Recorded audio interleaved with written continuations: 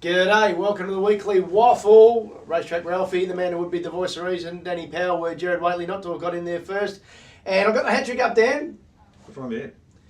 Well, I've got the hat trick. I've got a winning day on Flemington, but I left formidable out of the quaddie and bumped into members of the Tomic family afterwards who... I got the headbutt. Got the headbutt. So, as an Australian sport going well... What did he get on his knees? Hey?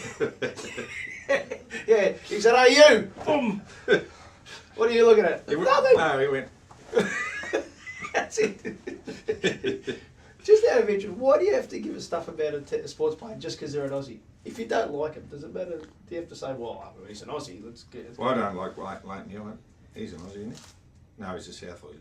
He doesn't count. Adelaide don't count. What do you like about Leighton Hewitt? The tosser.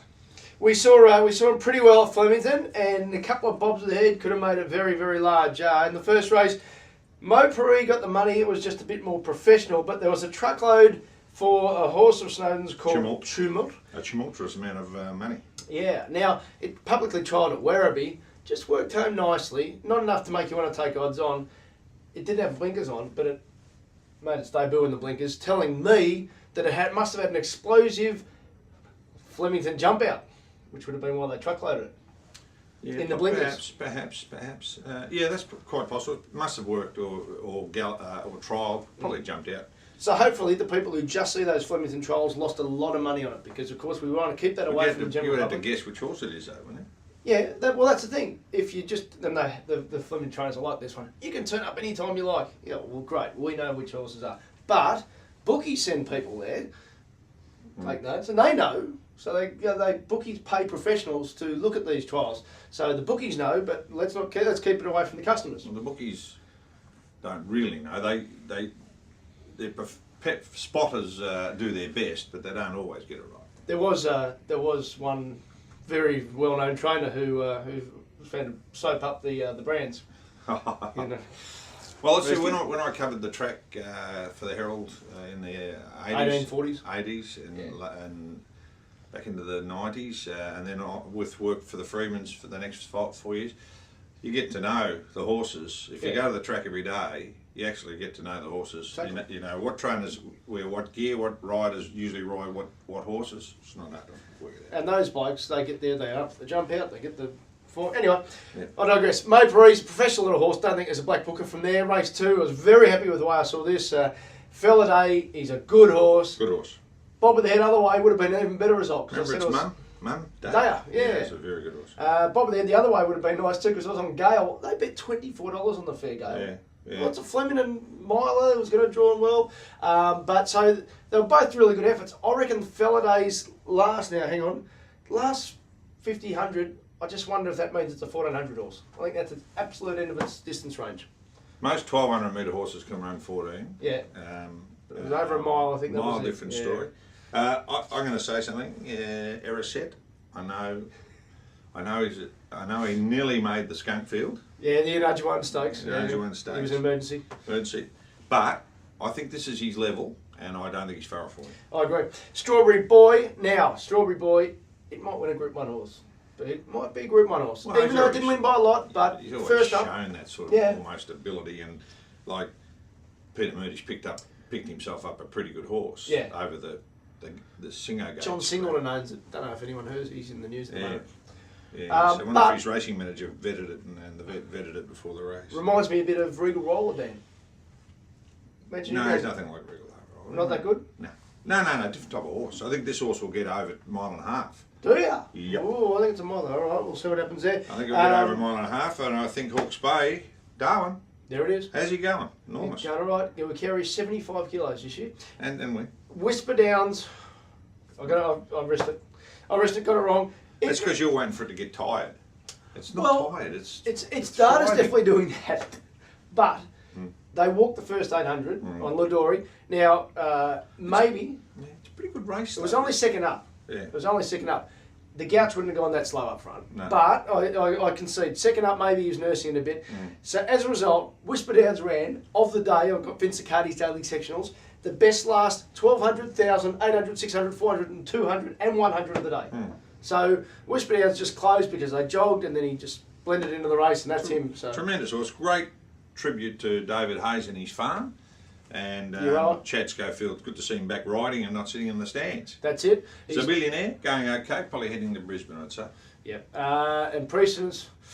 He's precedence. I think it's all over for the boy. That was him. The old precedents would have ran past them, I'm sorry. Thubian, well done to Craig Newitt now. They walked early here. I actually got a tweet, and I wanted to see it afterwards. They walked. So he just put it there and then didn't fight it and let it roll to the front. Now, this is a horse that generally gets back.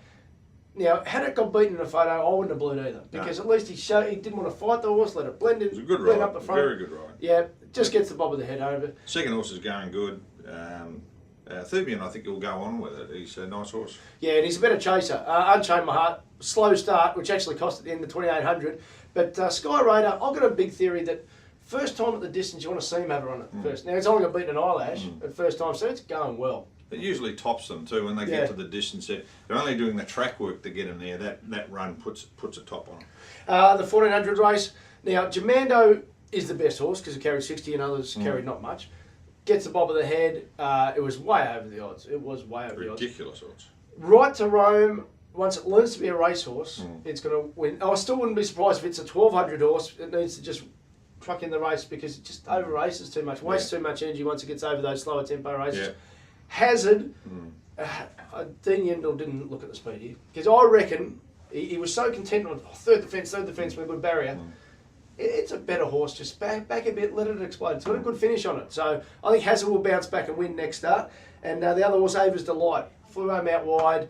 You just want to see it return to spark back into a bit of form, and I think that's its go. So while there's a bunch finish, and I think it was 2.2 first to 10th, you want to look for the horses that can logically improve off that. So they're my three: Hazard, Ava's Delight, and Right to Rome. Yep.